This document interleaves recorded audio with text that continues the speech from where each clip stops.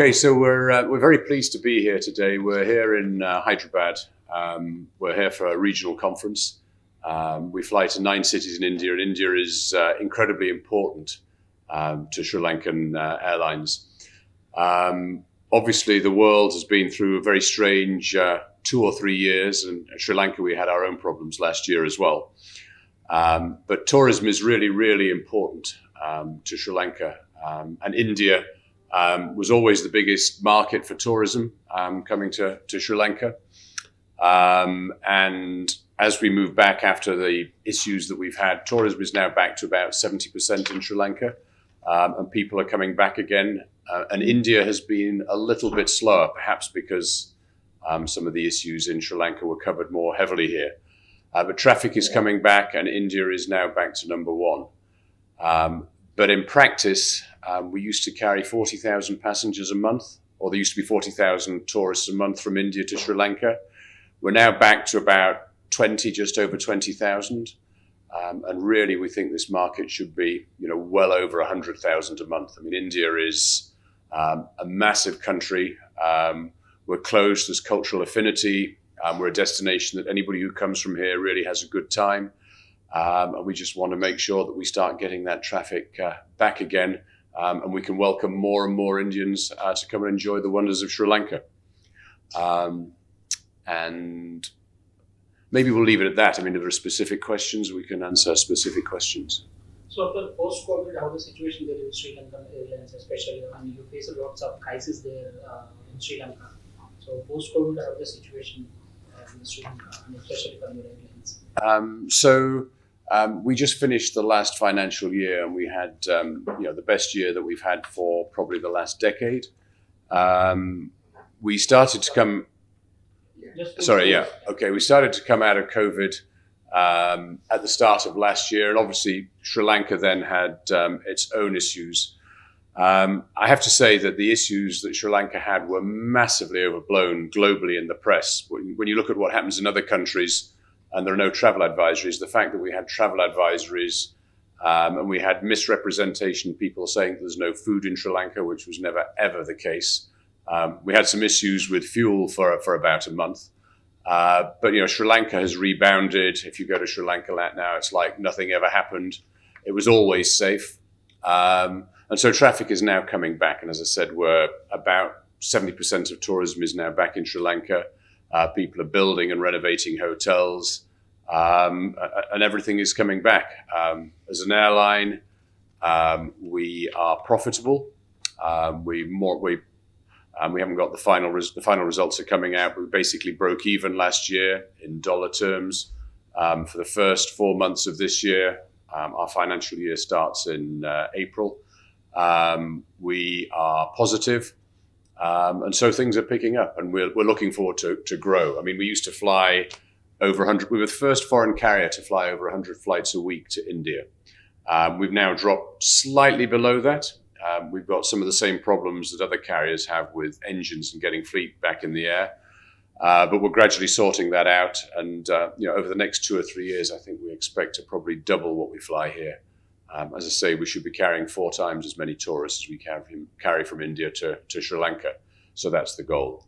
How many fleets do you have, and is there any chance to increase? I mean, you have double growth in the passenger segment. Yeah, so at the moment, the fleet is 23. We used to be 27 pre-COVID, and during COVID, we had some aircraft that left the fleet, and we've got a couple that are still leaving now because their leases run out. We've got approval from the board and from the government to go back to 27, which is the pre-COVID number. But actually, we're working. We believe that we should be, double what we are today. But we just have to go at a pace that the country can manage. And there's questions over whether we privatize or not. So I think there's a view that says if we're going to privatize, the new owners should have a view. But if you look at our 4 or 5 year business plans, that has us coming to 35, 40 aircraft, and definitely doubling what we're doing in India. So according to you asked one and asked that is there any chance to privatize the Sri Lankan Airlines? For lots of news coming in the media, and your government is also talking to some Dubai-based company. So is this true? So I think, as a part of the IMF process, the Sri Lankan government is looking at privatizing a number of state-owned companies, and Srilankan Airlines is clearly mentioned there as one of those airlines. They've set up a unit called the State-Owned Enterprise Restructuring Unit that is managing that process. So as the airline itself, we'll see. We might be privatized, we might not be privatized. As the management, our job is to make sure that the airline is successful, that it's profitable, and that it grows and supports the Sri Lankan economy going forward. The first step of the process before privatizing, however, is also to sort of restructure the balance sheet. Like everybody, we had difficult times during COVID, and so there's quite a lot of debt on the balance sheet that needs to be gradually restructured. We were paying perhaps 10% of our revenues in finance charges, which is very hard to sustain in the airline business. But we're working with the government to do that, and we've restructured perhaps a third of it so far, and we're working on the next chunk.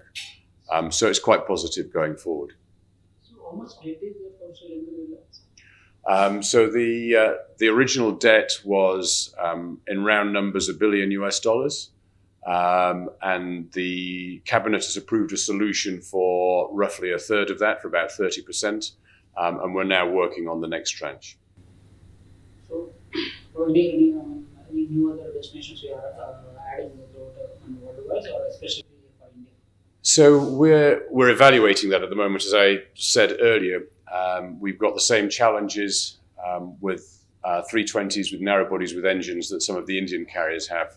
We have solutions for that, and we're gradually getting our fleet back in the air. I mean, the first thing we need to do is actually restore frequency, and we're now looking at, once we do that, what are the next destinations. I think over a period of maybe 2 or 3 years, we would expect to increase our number of destinations in India from 9 to 12 or 13, and we're looking for other destinations, particularly around the Indian Ocean.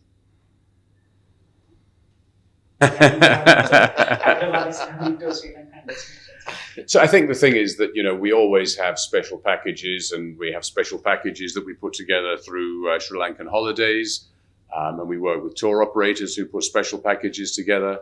So yeah, nothing that we're here specifically to announce, but we're always working on special packages. What kind of experience with international airport here? I mean, you have lots of infrastructure improvement in there.